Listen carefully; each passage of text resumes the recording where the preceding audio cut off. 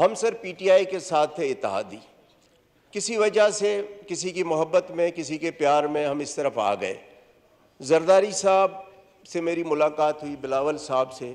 हमने कहा जी मुझे ना वजारत चाहिए ना ओहदा चाहिए, कुछ नहीं, मुझे इलाके के लिए डेवलपमेंट चाहिए। जरदारी साहब ने एहसन इकबाल को कहा, जरदारी साहब की उसने नहीं मानी।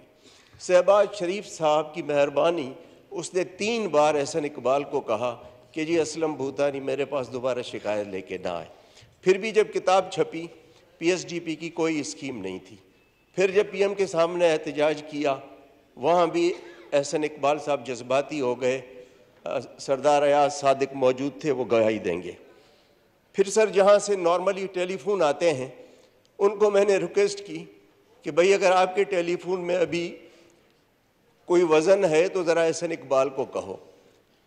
तो फिर जाके उन्होंने मेरी स्कीम रिफ्लेक्ट की।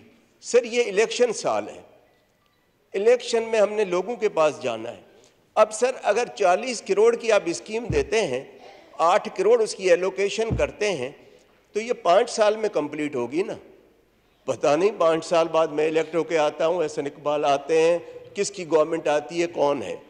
तो इस साल हम फिर क्या करेंगे। अब सर 8 करोड़ वो भी किस्तों में मिलेंगे, 20%, 10%, 15% पूरे साल में।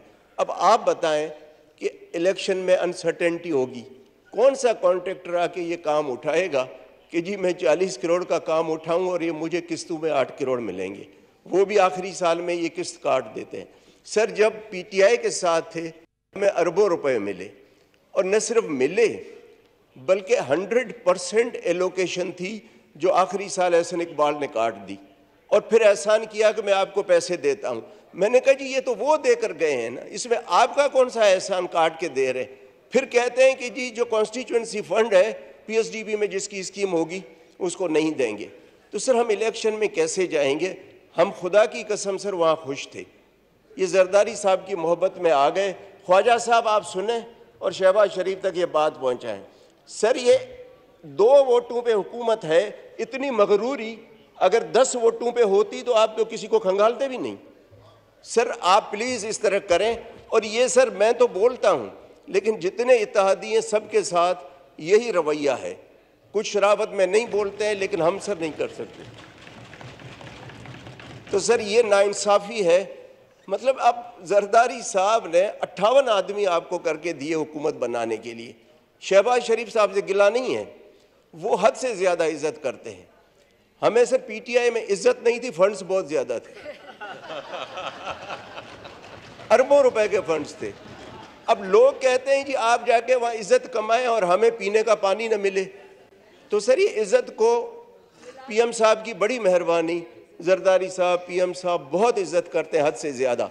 लेकिन सर आप इनको बुलाएं एहसन इकबाल साहब को, नहीं तो सर ये 1 साल रोज़ाना मैं असेंबली में एहतजाज करूँगा ताकि मेरे लोग सुने कि क्या हो रहा है। और ख्वाजा साहब और सरदार अयाज सादिक साहब बैठे हैं।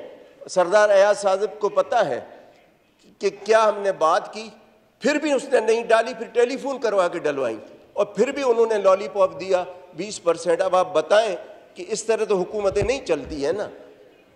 जनाब का पॉइंट रजिस्टर हो गया। सर सरदार अयाज को भी पता है और ख्वाजा साहब दोनों को पता है। Thank you ji.